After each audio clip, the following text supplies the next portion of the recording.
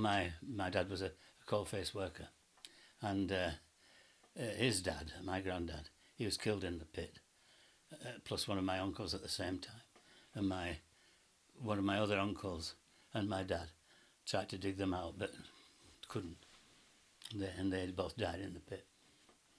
Another thing about the pits that I remember strongly from my youth is that my uncle Leo, there were 10 brothers actually, all working in the pit, and he said to me in 1947 when the pits were nationalised, he said it's the first time he's felt safe going to work because they started to have hydraulic props instead of wooden ones and chocks.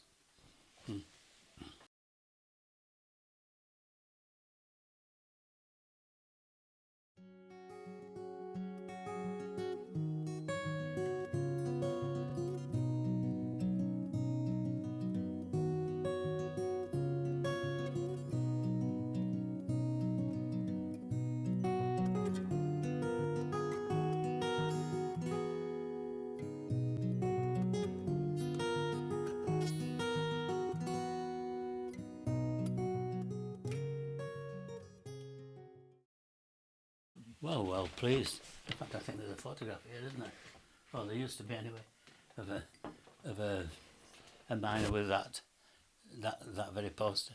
And significantly, my grandchildren, although the original of that drawing would be on the bench, they were more interested in the photograph in the press of that. Yeah. So you've got strong connections with the mining industry. Tell us about them.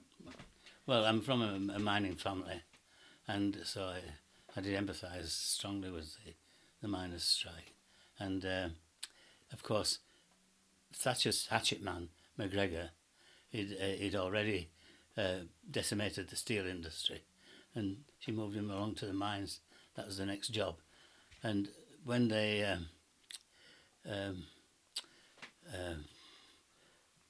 dealt with steel, they offered outrageous redundancy pay to the workers to get them to give up their jobs.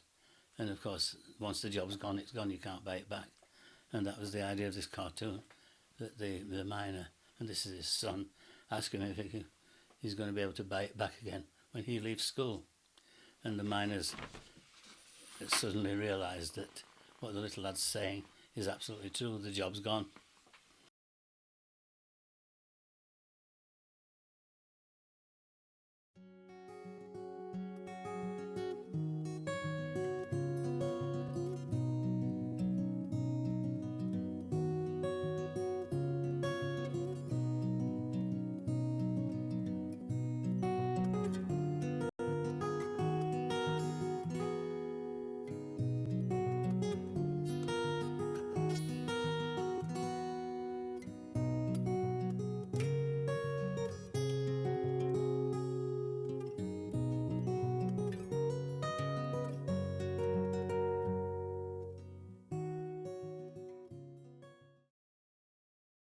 Well, what it was about was a cover design for a pamphlet on the Marxist theory of the state.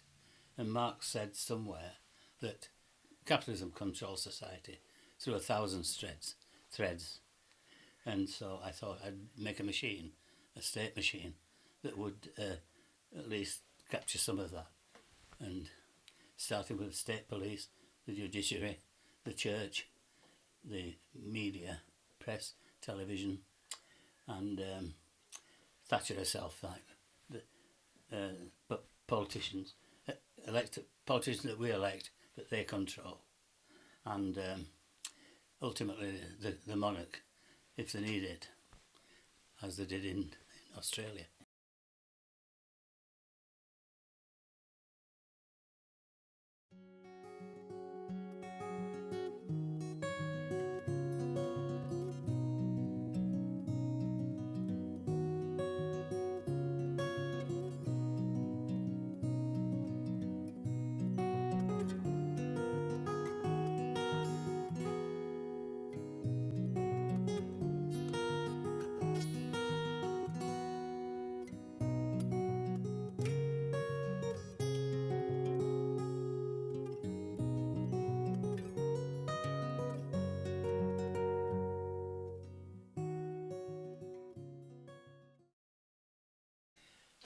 because it was personal, because my own children were set back by tuition fees, and we were able, one way or another, to let them go to university, but we're fully aware that a lot of people couldn't do that, and their children just were wasted.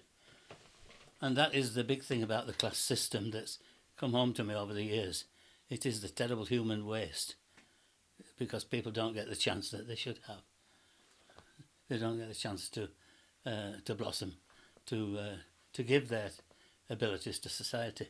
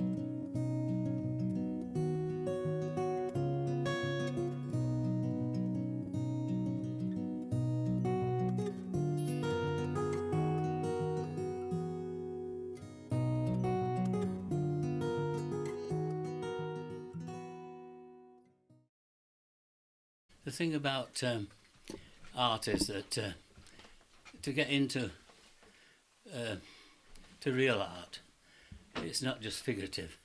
It's the mind that we don't know. That is where art lies.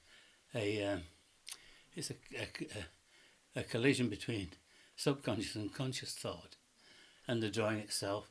And I was into that. It's kind of a zone that you can get into, and that's what I was working towards.